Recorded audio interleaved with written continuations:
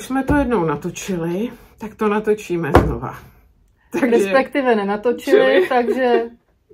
Takže teď to snad natočíme a natáčíme na jiný foťák, aby jsme se viděli. Tak. Takže ahoj, už jsme vás sice jednou zdravili, jsme se představili, ale vezmeme to celý od začátku. No. Takže dneska jsme tady na vás dvě Šárky. Já jsem Šárka. Já jsem taky Šárka. Tak. A Šárku už jsem vám slibovala v minulém podcastu, který asi brzo zveřejníme. Aspoň si to myslíme. No, v tuhle dobu, kdy už na tohle lidi koukají, tak už by měli už mají zkouknutý. Už by měli mít zkouknuto. Ano. A kdo ne, tak se může vrátit zpátky. Takže, minule jsem vám tomu říkala, že budeme natáčet se Šárkou, takže Šárku trvalo to rok, co pracuje u mě v obchodě, když jsem jí přemluvila, aby teda k výročí se mnou natočila. Ale není to kvůli tomu, že má výročí v obchodě, ale kvůli jiný velký události. Tak. A ještě, aby jsme se představili úplně, já jsem Šárka Mošová a to je Šárka Dvořáčková. Takže když vám píše Šárka Dvořáčková, tak vám píše tahle Šárka. A je to Dvořáčková, protože se vzala Dvořáčka. Já jsem si Dvořáčka ještě nevzala, ani se nechystám, protože ten je Šárky, tady Šárky. Takže tak, žádná svatba se nekonala. Tak a důvod, proč jsme tady s Šárkou je, že Šárka, krom toho, že pracuje tady v obchodě u mě, tak dělá plno jiných úžasných věcí, o kterých vám dneska povypráví. Takže Šárko, schutí do toho. Jo. A ještě, protože možná Šárku neznáte jako Šárku Dvořáčkovou, ale jako Nosto Design. A Šárka by nám mohla říct, co znamená Nosto. Já už to vím z toho, jak jsme se natáčeli před chvílí a nenatočili jsme se. Takže já už to vím. Takže se tvářím, že to nevím, ale překvapilo mě to. Takže Šárko, můžeš. Tak, takže ještě jednou. Takže já jsem, sice mám titul jako inženýr architekt, nějakou dobu jsem se touhle profesí i jako trápila, než mi došlo, že to jako není úplně to ono. A my můžeme se radovat z toho. Ale původně já jsem textilní výtvarník, takže ovládám všelijaká textilní řemesla. To musím potvrdit, vždycky, když se tady někdo s něčím chlubí ze zákaznic, tak Šárka řekne, jo, to já umím tkát, to dovedu, tohle jo, to dovedu. Ale tam jde spíš o to, že když tak můžu poradit prostě i s jinýma věcma, než je pletení. No, takže už před lety, protože jsem vždycky byla člověk takový tvořivý, tak jsem tak nějak chtěla mít jako tu svoji značku nějakou, zastřešit nějak to svoje tvoření, ne tvoje, moje. A protože jsem tíhla převážně k věcem, které se dají nosit nějakým způsobem, ať už je to teda nějaký oděv nebo šperky třeba, paličkovaný jsem dělala. Jsem teda sebou nevzala, ale taky se můžu třeba někdy pochlubit. No, takže vlastně mě napadlo slovo Nosto. Prostě to vem a Nosto na sobě. Takže je to takhle jednoduché. Já jsem si myslela celou dobu, kdo ví, co to není. Rok jsem se styděla zeptat, abych nebyla za pitomou. No. Tak. Takže Nosto. Takže Nosto. A ten design jsem tam přidala potom časem z ryze praktických důvodů, protože jakási firma Nosto někde v zahraničí, ač dělá úplně něco jako jiného existuje, tak jsem to pro všechny případy chtěla prostě odlišit. No a zase to slovo design prostě zahrnuje vícero činností, takže mi to přišlo takový hodně všeobecný. Takže proto Nosto Design. No a v tuhle dobu se převážně věnuju teda pletení a psaní návodů, i když už jsem dlouho žádnej nenapsala, protože na to nemám pořádně čas a ten patřičný klid na to soustředění, který na to potřebuju. Ne, že bych neměla plný šuplík nápadů, ale něco je rozpraceno. Takže píšu ty návody a v podstatě dneska se dá říct, že jako upleč si a nos to. No, jo, taky to pasuje na to. Takže tak. Tak a dneska jsme tady. Šárka dělá krásný rukavice. Jo. Počkej, ty jedny. Nebuď netrpělivá. Dneska jsme se tady teda sešli se Šárkou hlavně kvůli tomu, aby jsme vám představili knihu. Tuhletu knihu. To tam možná bude zobrazovat obráceně, ale která je teda vyšla v Americe, takže anglicky a volný překlad toho názvu by se dalo by se to přeložit jako barevné pletení se zkrácenými řadami. Příručka krok za krokem. Její autorkou je Woolly Wormhead, což je poměrně známá britská designérka, která se věnuje pouze navrhování čepic. Už asi 18 let to dělá, takže těch návodů je opravdu hodně. Nicméně její kreativita nezná mezí, takže pořád jsou to nové a zajímavé věci a jako... Musím potvrdit, protože její návrhy na co znám z Ravelry, tak tam mám ve frontě jich několik. A nevím, kterou dřív vlastně. Určitě budete znát třeba tuhle, to je jeden z jejich nejznámějších designů, čepice TOF, také zkrácené řady, takže vlastně zapadá i tady do toho našeho konceptu dnešního. Tak. A jak jsi se, Šáry, dostala k tomu, že s Woolly spolupracuješ? Vysvětlím. Já už vlastně s Woolly... Já už to vím, přetočíme po druhý, ale tak. Musíme to zvětšnit, takže ještě jednou. Já už s Woolly spolupracuju nějakým způsobem už několik let a vzniklo to vlastně tak, že Woolly vydala kolekci 5 čepic, ta kolekce se jmenuje Imperceptions, takový vyplétaný čepice s grafickýma vzorama, když tak, ale určitě dáme potom odkaz pod video. No a tehdy, když ta kolekce vyšla a já jsem to viděla, tak se mi prostě zjevily ty rukavice. Prostě se mi zjevily. Já jsem jako, to nebylo nic racionálního, prostě to byl takový zjev. A já jsem teda na to konto vlastně upletla hnedka tuhle první rukavici, bez nějakých větších potíží. V podstatě to hnedka jako klaplo, což pro mě bylo takový, se dá říct, až znamení, že jako asi jo, že to mám pokračovat, ano. A takže jsem pak neváhala, vlastně se mi podařilo Woolly zkontaktovat a poslat jí rovnou fotku tady té rukavice s žádostí, jestli bych teda mohla oficiálně použít ten její design na rukavice a udělat k jejím čepicím vlastně tyhle doplňky. A protože Woolly je velice vstřícná a komunikativní, tak mi odepsala, že ano, že souhlasí, že se jí to moc líbí, ať se do toho pustím. Takže jsem během taky poměrně teda delší doby nakonec těch návodů napsala taky 5. Pro každou tu čepici teda existují zase rukavice ve stejném designu. Jedno je hezčí než druhý. Tak 3., 4. a 5. je tady. Tak. No. Tady vidíte cedulky, kde máme napsáno neprodejné, protože už znáte tady historky z obchodu. I o rukavice byl zájem. Šárka je neprodala. No, protože to jsou moje prototypy a já tam o těch chybkách vím, že? Tak to nebudu přece prodávat, že? No to je jasný. Tady to vidíte, tu nedokonalost, tomu se tady vždycky smějeme. Jak vypadá nedokonalá rukavice. No.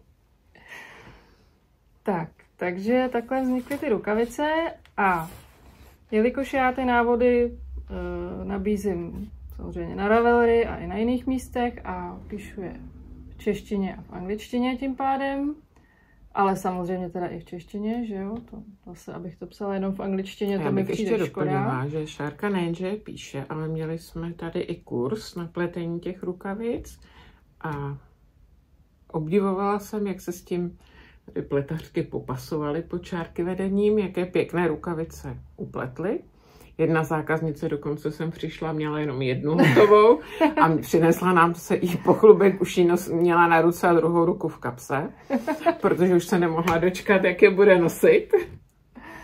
Nebudu jmenovat, nemáme souhlas, ale takovou z nich měla radost a já teda určitě taky a Šárka už se nechala ukecat, že zas na podzim bude další běh. Jo, dobře. To je překvapení. Už tu stojí fronta. Tak, takže ty návody jsou v češtině a v angličtině a protože jsem si říkala, že když ty rukavice jsou česky, tak by bylo škoda, aby i ty čepice k tomu nebyly česky, tak jsem se vůli zeptala. Navrhla jsem jí, že bych ty návody na ty čepice k tomu přeložila taky, jestli má zájem. Ona opět souhlasila, zase ona je velice vstřícná jakýmkoliv překladům, protože prostě chápe, že ne všichni anglicky hovoří, takže souhlasila, takže jsem návody přeložila. No a když jsem přeložila poslední, tak jsem jí napsala jen tak nezávazně, kdyby chtěla ještě něco přeložit, tak že jsem k dispozici. A k mému velkému překvapení mi vůli napsala, chci přeložit všechno. Takže se máme na co těšit. Takže všech jejich už přes víc než 300 návodů, včetně videokurzů a různých tutoriálů, už je to vlastně přeložený. A ona teďka dokončuje svůj nový web. Aha, takže to teďko nikde ještě není? Ještě to česky? Nikde není, ani na tom Ravelry, nebo možná něco málo. Možná ty Imperceptions, že tam jsou, to tehdy jako tam dala hned, ale vlastně jako komplex to zpracovává teďka v tuhle chvíli se to nahrává na ten nový web a pak to spustí a už to tam bude vlastně. Takže se máme na co těšit, kdo nerozumíme. Teda rozumím, ale mám radost za ty, co se učili rusky jako já, že se budou moct plíst česky. Já myslím, že jsou fajn jako i ty tutoriály, protože to jsou opravdu tutoriály krok za krokem, takže i ten, kdo třeba začíná nebo jako má obavy, že by třeba se v tom nevyznal, tak ona všechny techniky, které používá v těch návodech, má zpracovaný do těch fototutoriálů, včetně blokování, jo, prostě informace velice podrobný. Takže to vlastně bude k dispozici všecko. Takže se těšíme a určitě nám o tom Šárka řekne, až to bude. Určitě se to dozvíte. Já věřím, že spousta z vás i vůli sleduje, takže se to dovíte především od ní. Tak. A protože při tom překládání já jsem ten typ člověka, kterýmu prostě skáčou různý překlepy a chybky jako do očí, já za to nemůžu. To je taková moje vada trošku. To není vada, to je ta architektura, že to je pěkně jako... Hele, tak. Já jsem si třeba vždycky ve škole známku z češtiny naháněla na diktátech, jo, protože mě to prostě nějak i bavilo a tak. No, to je jedno. Prostě jsem se pustila, řekla jsem si, že tuhle svoji schopnost nějak taky můžu teda víc využít a začala jsem se věnovat i korekturování těch návodů pletařských a při tom překládání hold jsem narážela i na nějaký chybky, na které jsem upozorňovala, začež Vůli byla ráda, protože ona jako je ráda, když jí někdo upozorní na chybu. Já jsem taky ráda. Takže jsem ráda, když Šárka mě upozorní, že je chyba na e-shopu a vy, kdybyste tam nějakou viděli, tak se nestyďte mi napsat, my to rádi opravíme, protože víc očí víc vidí. A člověk prostě chybuje, že obzvlášť, když do něčeho delší dobu kouká. Takže prostě... vám to vůbec nemusí být jako trapný nás upozornit, jsme rádi, jsme tomu otevřený. takže jsem se vlastně posunula v tom týmu i do téhleté části těch technických editorů, jak oni tomu říkají. A dělám teda i tohle. No a pak zhruba před 2 lety, kdy začala vznikat jmenovaná kniha. To trvá tak dlouho. No, než se to vlastně se to domlouvá, pak to musí všecko vymyslet. Podívej, co tam je jako vzorků napletených, to všecko vůli pletla jako vlastnoručně, že jo, takže no, pak texty, všechny korektury zase, no spousta je jako... to hodně práce. Práce, no, uteklo to jako nic. Já samozřejmě jsem na tom nepracovala jako 2 roky, ale prostě ta kniha se začala tvořit před 2 lety, kdy mi teda vůli napsala, hele, jako budu dělat knížku tady pro Vogue, tady o zkrácených řadách. Chtějí tam i rukavice, tím, že vůli se dělá jenom čepice, tak prostě v té knížce je více typů projektů, nejenom čepice, ale jsou tam tedy i bezprsté rukavice. No tak se mě zeptala, jestli bych se toho chtěla ujmout. No tak já jsem si říkala, no tak proč ne, že jo, teď bude to zajímavá zkušenost určitě. Jako. No ale to jsem vůbec nevěděla, do čeho jdu. No, to bych taky nevěděla. Jo, asi. No, možná ani vůli nevěděla. No, a tak jsem jako řekla, že jo. No a s tím, že teda tam bude víc nějakých jako designérů, tak jsem říkala, fajn, to bude zajímavý. No a ta spolupráce probíhala na nějakém jako chatu, takovým pracovním, kam měli všichni přístup a nějaký dotazy a tak prostě tam se řešily ty pracovní věci. A já jsem vůbec nevěděla, kdo tam všechno bude na tom spolupracovat. No, takže tam byl nějaký seznam těch projektů, který se mají obsadit s těmi designérama. Já jsem teda byla první, protože jsem byla nejvíc jako po ruce. Jsme byli v kontaktu pořád. Tak a pak tam začaly naskakovat ty další jména, že jo. Já jsem tak jako, vždycky jsem to otevřela a takhle mi jako padala brada postupně. Protože se tam začaly objevovat jména jako Justína Lorkovská, Karol Feller, Paolo Albergamo a tak dále. Takže jako jsem si říkala, jako fakt? Nespletla se ta vůli? Tak teď za ty 2 roky už jsem jako s tím smířená. Ale tehdy to bylo jako opravdu překvapení pro mě, příjemný samozřejmě. No, tak já jsem zase člověk, který se po počátečním vyděšení prostě nadechne a pustí se do práce, takže jsem to udělala i tentokrát a takhle to dopadlo, no. Jsem v knize. Takže Šárka je tady v knize. A tady ze zadu pak je seznam, s kým tam Šárka je. Tak a tady jsou ty moje rukavice. Dokonce na obálce. Takhle nakloním, to bude líp vidět. Takhle rovně jsou, tak. Tak, ale já vám tuhle knížku nechci představovat primárně z toho důvodu, že bych se tady já chtěla chlubit, ale protože ta knížka je opravdu zajímavá. Tak by byla vidět. Já to pak ukážu, jo, jak to budu povídat, tak vždycky ukážu, kde jsme, kde se pohybujeme. Ta knížka já teda nejsem jako velký znalec knih, ani těch pletařských teda, ale o téhle knížce se říká, že je fakt jako jedinečná. A zřejmě je to pravda, protože ještě ani pořádně nevyšla a už je těžko k dostání i na Amazonu, jako posouvali objednávky o 2 měsíce už, protože to nějak nestíhají tisknout.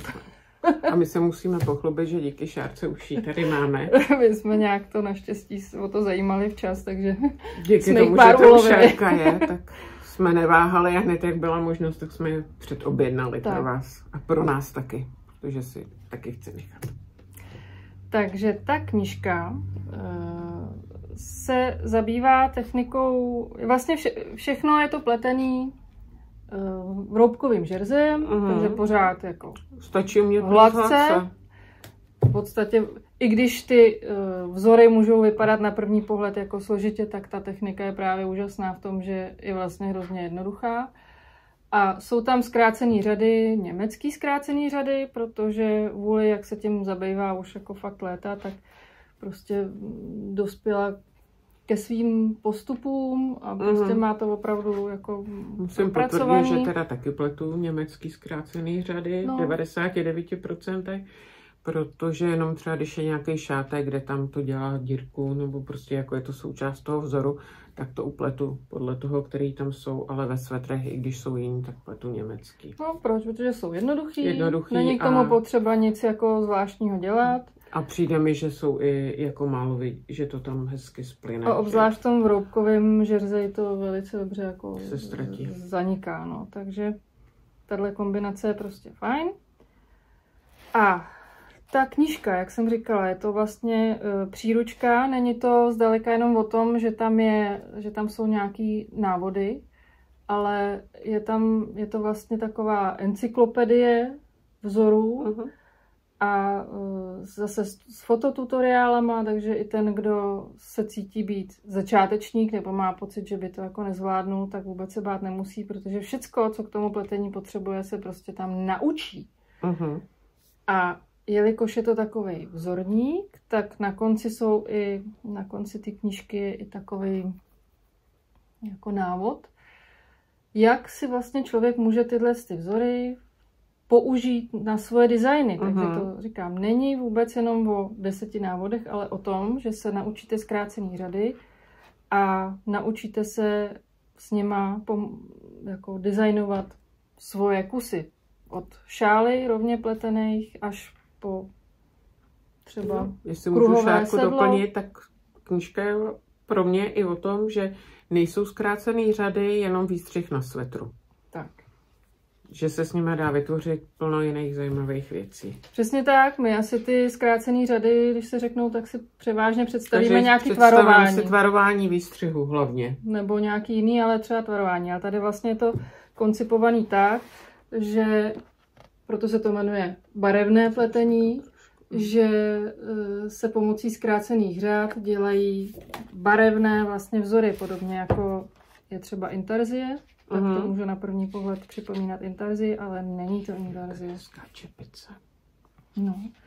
Takže já, když to vezmu od začátku... No já teda, když už jako to bere od začátku, tak já bych teda začala tím, že hned na začátku se musíme pochlubit čárky rukavicema.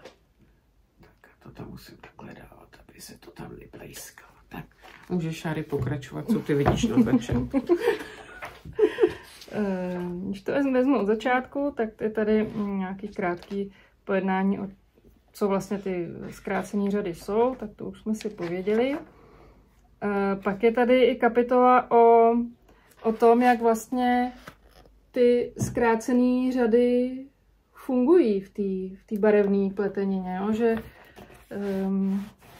ta pletenina, co je zkrácená řada? To znamená, že vlastně nedopletu do konce řady, ale otočím se někde uprostřed. A to znamená, že tam vznikne nějaká jako disbalance na stranách té pleteniny. No a aby ta pletenina byla vyrovnaná, tak tam jsou nějaké zákonitosti, aby vlastně to fungovalo. Takže tady je kapitolka i o tom, na co si dát pozor, nebo vysvětlení toho, jak tohleto vlastně funguje.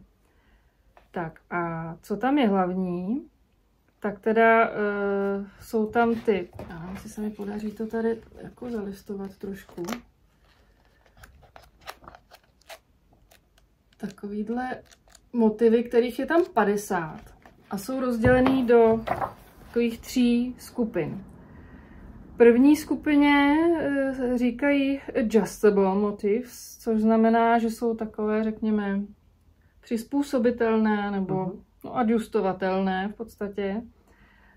To je nejmenší skupina z nich a jsou to převážně jenom rovné proužky v nějakých, jak se tomu říká, sekvencích. A jde o to, že vlastně si můžete jako hýbat s těma proporcema nějakým způsobem. Vždycky to tam je vyznačeno, kde je vhodný nebo možný to jako upravit.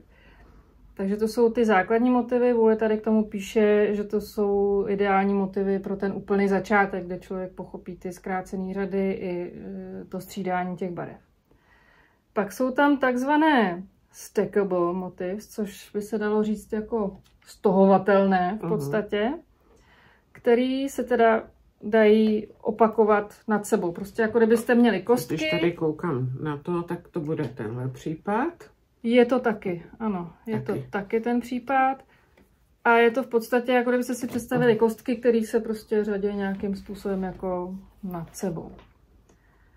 Ale nejde tam moc jako právě už to třeba natahovat, jo, protože by se to mohlo zdeformovat, nebo jenom třeba na okrajích, ale jde primárně o to řazení jako nad sebou. No a pak jsou repeatable motifs, což znamená opakovatelné a ty se dají jak stahovat, tak i řadit jako na sebe. To jsou vlastně nejvariabilnější motivy. A to tady je rozdělený z toho důvodu, aby podle projektu, do kterého to budete chtít začlenit, tak abyste věděli, který ty motivy jsou vhodný, co se kam nejvíc hodí. Přesně tak. Tak a protože, jak jsem říkala, se Vůli téhleté problematice věnuje už celá léta, tak dospěla i k vlastnímu způsobu zápisu těch zkrácených řad, jak ve zkratkách, tak vlastně v rozkresech. Ty rozkresy jsou velice intuitivní. To mám ráda, když je rozkres. Je tam naznačený i směr pletení, vždycky vyznačeno, kde se to dá upravit. Já se v tom hodně líp orientuju, nebo jako i v tom, samozřejmě i v tom psaném se taky dokážu, ale když je vzor, vždycky, tak se mi líbí, když to mám nakreslené. Takže ono to, jako když to otevřete a neznáte to, tak to může jako někoho vyděsit, že to vypadá jako zvláštně, obzvlášť to třeba vůbec jako ten rozkres není podobný vlastně tomu té pletenině, jo, ale když potom to pochopíte, když to potom pochopíte, tak zjistíte, že to je opravdu velice, velice intuitivní a dobře se s tím pracuje. Takže bych se vrátila, kde jsme byli. Takže tady je samozřejmě teda vysvětleno, jak fungují ty rozkresy. Pak je tady kapitolka i o výběru přízí. Jedná se nám tedy o barevný výběr, kde tady máte vzorky v různě kontrastních barvách. Vůli vlastně tady zmiňuje, že tady není jako přímo barva, že by se dalo říct popředí nebo pozadí. Jasně nějaký motiv, který je na nějakém pozadí, ale vlastně tím, že jsou použitý ty příze ručně barvený, tak to tam udělá kresbu jak pastelkou, když vybaruje, takže vlastně i ta příze toho pozadí je důležitá. Když jsme u těch přízí, tak tu knihu vlastně podpořilo Malabrigo, takže všechny proto tady sedíme u Malabriga, protože ty návody jsou napsané pro tloušťky SOC Arroyo Arios a Malabrigo teda věnovalo příze na všechny ty projekty a vzorky a to, takže celá ta kniha je z Malabriga, ale samozřejmě můžete použít přízi libovolnou. Tak.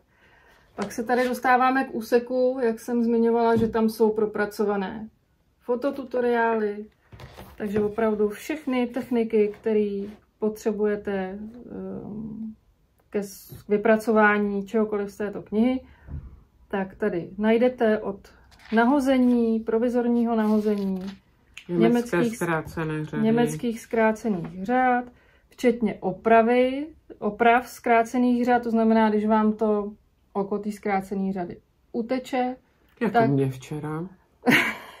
Tak vy si ho tady podle tohohle bez problémů dokážete zase chytit a pokračovat dál. Pak je tady sešívání toho vroubkového žerzeje. A protože se tam občas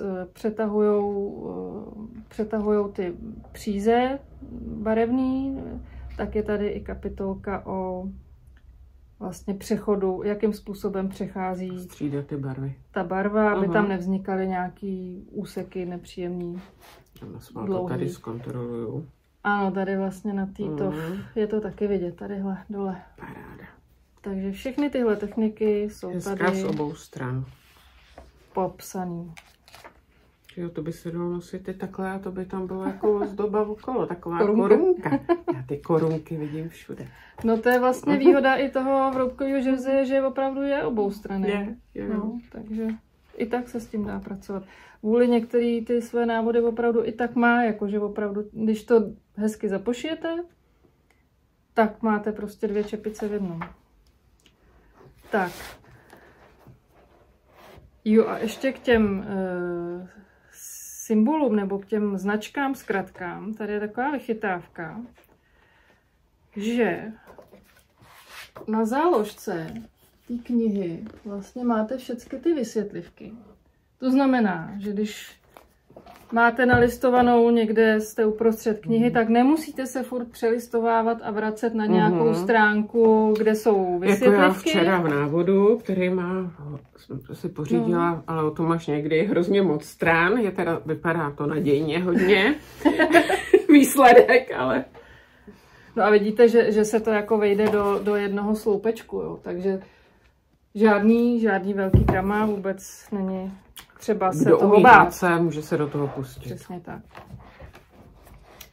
Takže tady je těch 50 vzorů. To si přijďte prohlídnout tady do obchodu. To tady nebudeme všecko listovat, ať taky...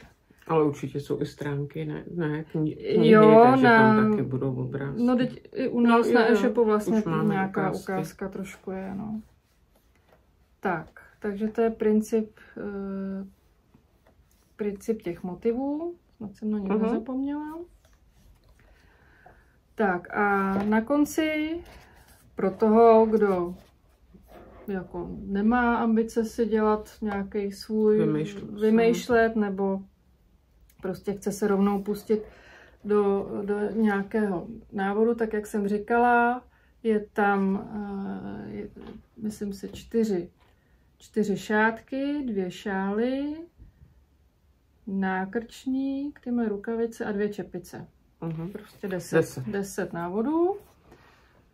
Tak, jsou tam teda i ty moje rukavice. Já teda jsem si myslela, že jsem si upletla jedny pro sebe, že vám je tady ukážu naživo a zjistila jsem, že jsem tam... Kovářova kobyla chodí bosa. Přesně tak, ale stejný motiv vlastně jsem použila na čepici. A to je super. Takže jestli se někdy dokopu k těm rukavicím si je dodělat. Tak tady bude i set. A to je vlastně taky návod vůli, nepamatuju si jméno, to pak tam dohledám, ale je to nějaký takový jako základní. To je vůli? To je základní nějaký návod její a já jsem tam jenom vpasovala vlastně ty rukavice. Tenhle motiv těch rukavic. Takže tady je vlastně vidět, jak se s tím dá pracovat.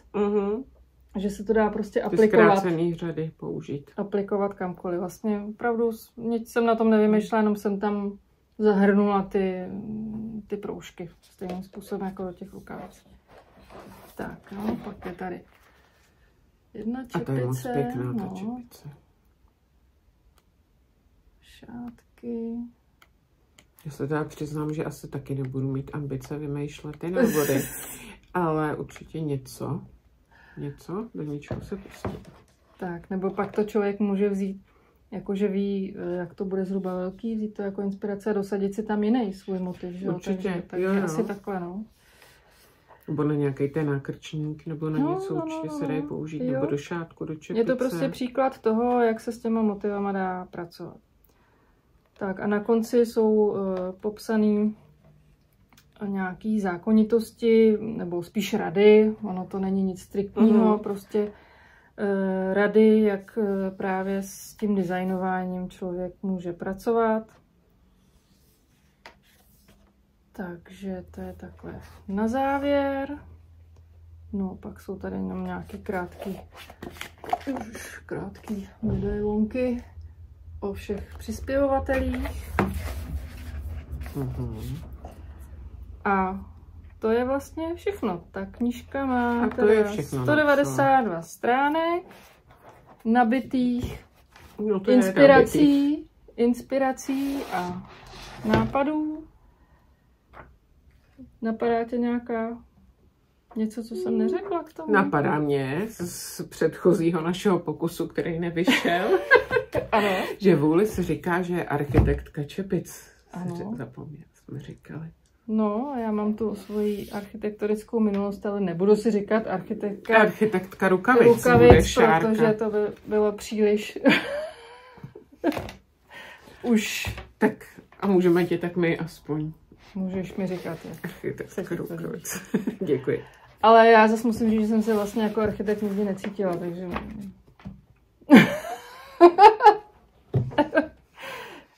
Šárka je skromná. To není skromnost, to je takový procitnutí a Procitnutí. přiznání si sama sobě. Taky dělám úplně něco jiného, než jsem měla původně našlápnuto. Chvíli jsem to dělala, ale už... A jsi taky spokojená, že? Jsem spokojená. Konečně. Teď taky, ale už jsem byla spokojená vlastně i předtím, když jsem nedělala to, co jsem vystudovala. No.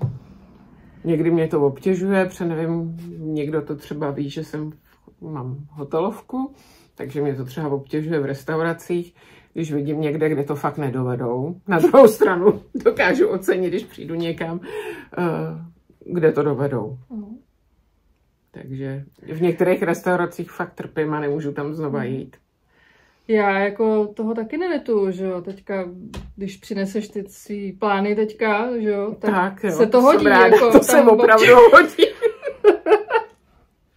Takže zužitkuje se všechno. Když dají dveře ke schodům třeba, že jo. No, nebo ale neposunou to, okno. ono to nějak dopadne. Tak. No a ještě jsme teda tady chtěli zmínit nakonec workshopy. Že tady já ještě s jednou kolegyní Lídou pořádáme ale to nemám tolik času. Všelijaké workshopy. Mně napadá, že by se mohl udělat workshop i pro majitele tady knihy, kdyby s tím někdo měl fakt nějaký potíž s tou angličtinou třeba, nebo to, tak to můžem... Tak to napište, kdybyste měli... Co by vás zajímalo? Co by vás vlastně zajímalo? Už jsme měli, co jsme měli? Zkrácený řady, vyplejtání, o návodech. To teď zase bude čtení návodů. Svetry, ty budou zase. Chystáme brioš. Rukavice, ty budou na podzim. Zřejmě, no. Já vím, že jsem těm, kteří už se nedostali na ten první kurz, říkala, že další bude v lednu a já jsem pak byla nějak jako delší dobu nemocná, takže už jsem to nějak nezvládla skoordinovat a pak mi přišlo, že už jako na rukavice je teplo, takže jsme začali dělat zase. A jinak já teda trénuju teď na rukavice, to tady jde to, ale to jste viděli v minulém tom, že pleteme hračky.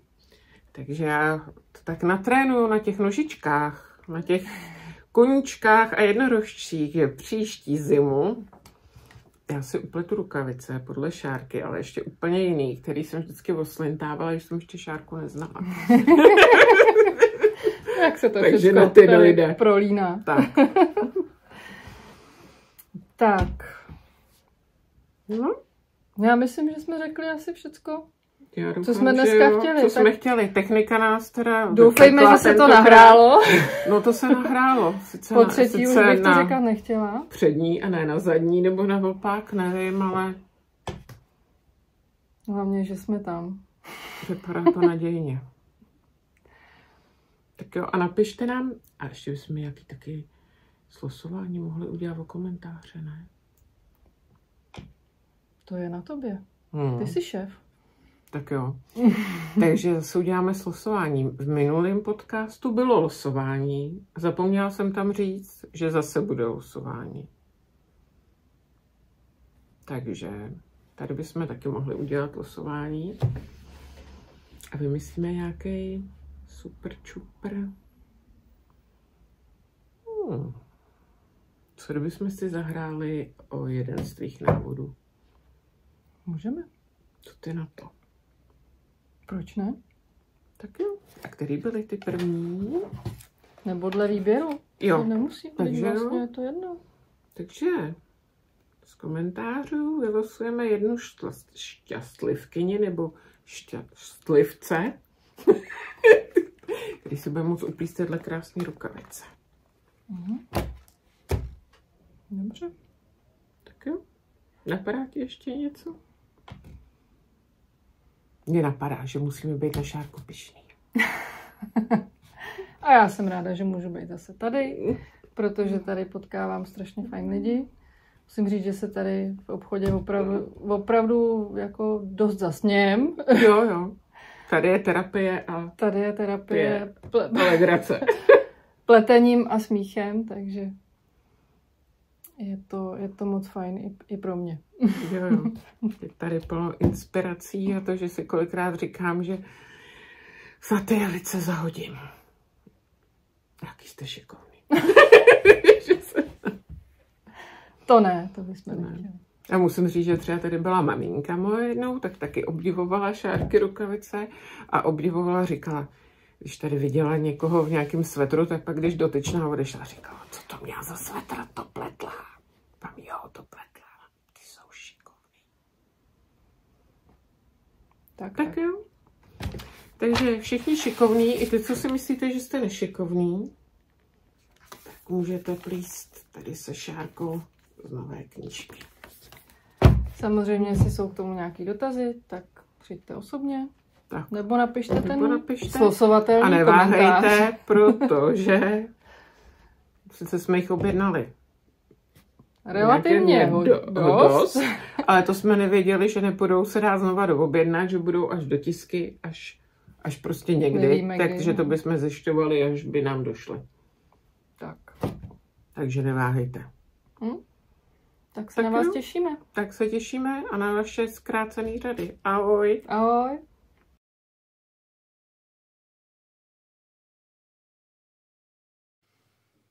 Hi there, I'm Woolly Wormhead. I am the author of Short Road Coloring.